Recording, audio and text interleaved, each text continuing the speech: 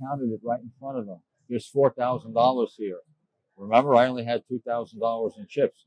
So Jerry goes, "What? You bet 2,000 on red?" I laughed. "No, Jerry, I didn't bet 2,000 on red. I put the $400 or $500 chips on the counter, and the cashier gave me this. He gave me 4,000 for 2,000, and like they didn't believe it. They said, "Come on, you're giving us a story." I said, "Come on, would I bet our hard-earned money? Would I take a shot for 2,000? I mean, if you remember in my first video when I talked about Vegas, I was talking about how I would end up blowing the money that I won gambling and then go back and cheat it and get it back and all that. But I wasn't doing that 15 years later. So, they had trouble believing that this happened, but I finally convinced them that it happened. And then we spoke about it and like what did happen. I walked in there.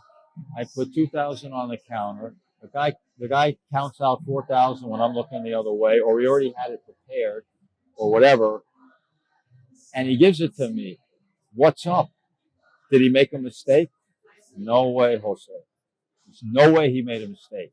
Rubens are they're sharp, slick people. They don't make mistakes like that. Especially at the cage. No way. So we talked about it, and we came to this day.